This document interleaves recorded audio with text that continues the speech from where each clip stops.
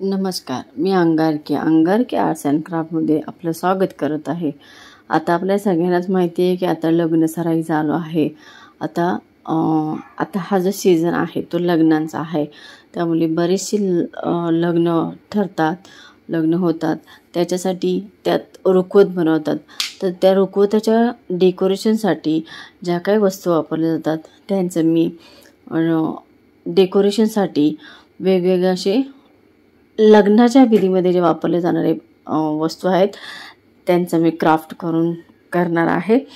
तर पहिलं मी क्राफ्ट बनवलेलं आहे बघा, सप्तपदी म्हणजे 7 पावले. जेव्हा लग्नाच्या विधीमध्ये जोडपं अग्निभोवती 7 फेरे घेतात तेव्हा त्याला सप्तपदी म्हणतात. त्या सप्तपदीतले जे 7 पावले असतात, 7 फेरे असतात, तर त्या 7 फेऱ्यांमागचे प्रत्येक फेरीमागे काहीतरी महत्त्व आहे. तर ते मी बनवत आहे. तर पहिलं बघा, मी एका पेपरवर पावले काढून घेतलेले आहेत. त्या पावलांना लाल कलर करून घेतलेला आहे आणि 7 पावले काढून घेतली, त्यांना लाल कलर करून घेतलेला आहे. आणि ती पावले बघा मी ह्या ग्रीन कलरच्या पेपरवर फेविकॉलच्या हेल्पने चिपकवून घेतलेले आहेत.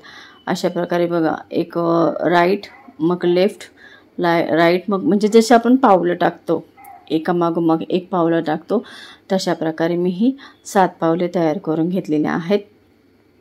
आणि त्या 7 पावलांवर प्रत्येक फेरीला जे वचन घेतले जाते ते वचन मी ह्या 7 पावलांवर लिहिणार आहे. तर ते मी तुम्हाला सांगते बघा, काय काय वचनं आहेत ते. नॉर्मली सगळ्यांनाच माहिती आहेत काय काय वचनं घेतले जातात. तर ती वचनं मी लिहिलेली आहेत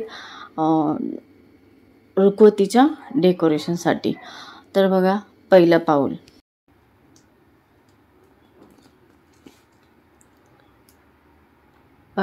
पाऊल जबाबदारी आणि सहनशीलतेचं. पहिलं पाऊल आहे जबाबदारी आणि सहनशीलतेचं. प्रत्येक जोडप्यामध्ये म्हणजे प्रत्येक लग्नानंतर प्रत्येक वधूवरांमध्ये दोघांमध्ये ही जबाबदारी निर्माण होते आणि प्रत्येकाकडे सहनशीलताही असलीच पाहिजे. जर आपलं लग्न टिकवायचं असेल, आपले वैवाहिक जीवन टिकवायचं असेल, तर जबाबदारी आणि सहनशीलता ही ओळखलीच पाहिजे. दुसरं पाऊल, चढ उतारामध्ये एकमेकांना साथ देणे. प्रत्येकाच्या आयुष्यामध्ये काही ना काही चढ उतार हे येतच असतात. काही चांगल्या गोष्टी घडतात, वाईट गोष्टी घडतात. तर त्या प्रत्येक चढ उतारामध्ये दोघांनी एकमेकांना साथ देणे खूप गरजेचं आहे. तर हे आहे दुसरे पाऊल. आता आहे तिसरं पाऊल आहे धन आणि समृद्धीचं. लग्न केल्यानंतर दोघांनाही असं वाटतं की आपल्याकडे सुख, संपत्ती आणि समृद्धी यावी. तर हे तिसरं पाऊल त्याच्यासाठी आहे, धन आणि समृद्धीसाठी. असं प्रत्येक पावलामागे काहीतरी कारण आहे, काहीतरी महत्त्व आहे. तर हे तिसरं पाऊल आहे धन आणि समृद्धीचं. चौथं पाऊल आहे सुख आणि दुःख वाटून घेण्याचे. लग्न म्हणजे फक्त वधू आणि वरामध्ये जोडलं जाणारं नातं नाही, 2 कुटुंबांमध्ये जोडलं जाणारं नातं आहे. तर त्या दोन्ही कुटुंबांनी एकमेकांमध्ये सुखात आणि दुःखात सामील होणं, एकमेकांचे सुखदुःख वाटून घेणं गरजेचं असतं. त्यामुळे हे चौथं पाऊल हे फक्त वधूवरांसाठी नाही, माझ्या मते फक्त वधूवरांसाठी नाही, तर 2 कुटुंबांसाठी एकमेकांचे सुखदुःख वाटून यावेत ह्याच्यासाठी आहे. 5वं पाऊल आहे कुटुंब आणि संततीची काळजी घेणे. लग्नानंतर आपल्या कुटुंबाचे सासरची माणसं म्हणा किंवा माहेरची माणसं म्हणा, दोघांनी एकमेकांच्या कुटुंबाची काळजी घेणे आणि आपल्या संततीची काळजी घेणे हे ह्या 5व्या पावलामागचं वैशिष्ट्य आहे. आता आहे 6वं पाऊल. 6वं पाऊल आहे की जेव्हा आपण 6वी फेरी घेतो तेव्हा वचन दिलं जातं की कायम एकत्र राहण्याचे.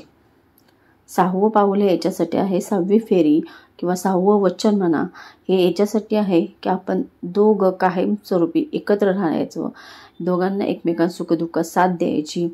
काही असो, कोणतेही चढउतार असो, पण आपण नेहमी कायम एकत्र राहायचं. ह्या 6व्या पावलामागचं वैशिष्ट्य आहे.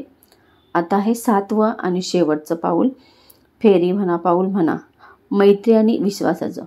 प्रत्येक नात्यामध्ये कोणताही असो, कोणतंही नातं असो, बहीण भावाचं असो, आईवडिलांचं असो, कुठलंही नातं असो किंवा पती पत्नीचं असो, कुठल्याही नात्यामध्ये प्रथम मैत्री असायला पाहिजे. मैत्री असेल तर आपण एकमेकांचे सुखदुःख वाटू शकतो आणि त्याच्या मागोमागच एकामेकावर विश्वास असला पाहिजे.